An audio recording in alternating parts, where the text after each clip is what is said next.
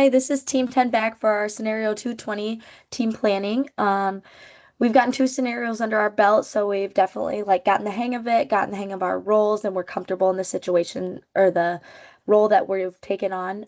For this one, we've gone over all of our spreadsheets, figured out which has worked for the best of us. We figured out when we need to increase the fermenters, as well as when we need to increase or decrease production, and as well as the pricing. Last scenario, we learned that sometimes when you increase pricing or decrease pricing, it can have a negative or positive effect, but we've worked through that and figured out what effect happens and how we can change that. So we're all going to go over our different spreadsheets, why we made those changes, and what roles we have for the next scenario.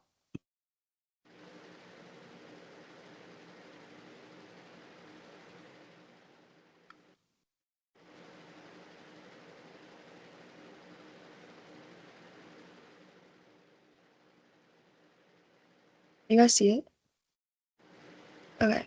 So for my spreadsheet, looking at Taj Mahal, I kept price the same at $17.50 to keep demand stable. I also kept production at 4,000 cases per month, and I lowered it only from January to April so that demand could be met without overproducing, and we could keep strong sales and avoid extra costs from unused inventory or waste. For Alley Cat, I increased production. For example, I boosted it from 5,000 to 7,000 cases only in several months. This helped change the reduced lost sales and made sure shelves were stocked. I kept price the same at 15.50 so that customers could buy consistently, and only changed it for 3 months. For Edgar Ale, I kept price the same at $14.50. And I changed the number of fermenters from 4 to 5 so that there could be more production capacity, which means we could brew and sell more without running out of inventory. And my ending EBT was 229,000. My job, the last run and this run, is to look at lost sales and to see if they're too high or too low, or to see if we need to increase production or inventory.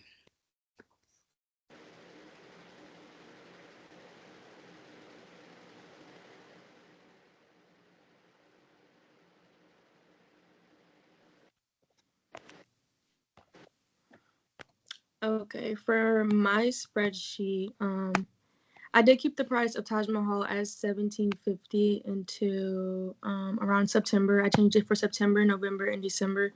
I was kind of just playing around with that, but it seemed like that worked the best for my ending EBT and with lost sales. For production, I did start pretty low in January at 2,000 and then kind of worked my way back up to 4,000 in production.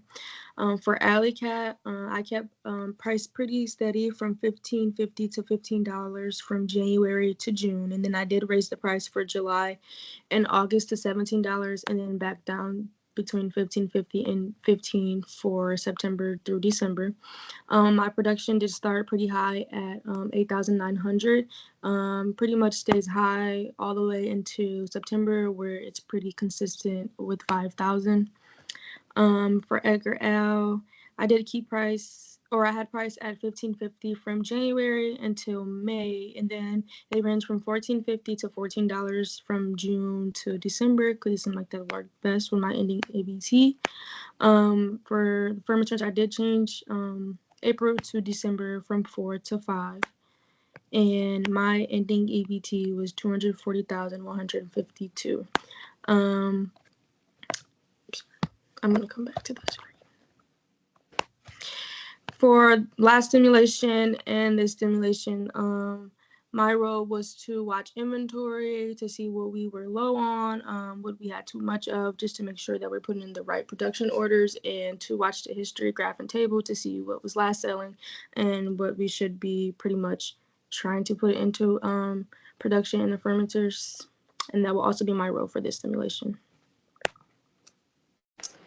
Okay.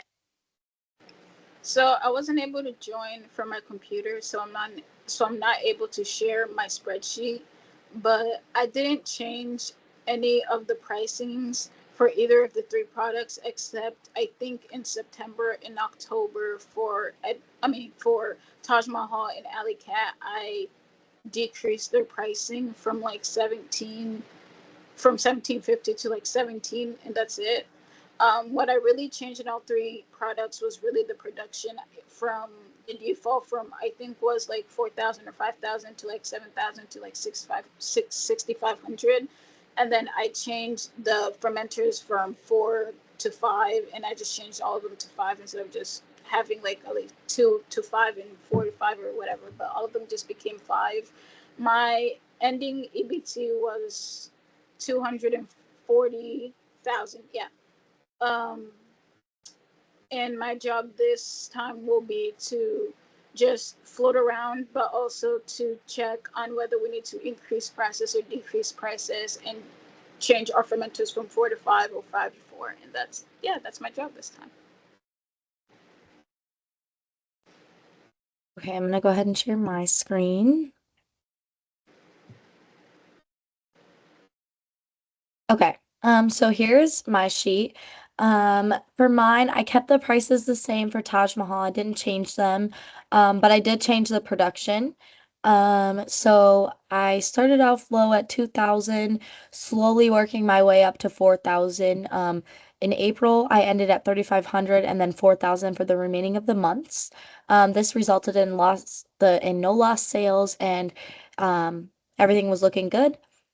For Alley Cat, I only changed the price actually once, and it was in July to 1650, and that's just because that was where it was selling the most and where I was getting the most sales for this, so I wanted to go up a little bit.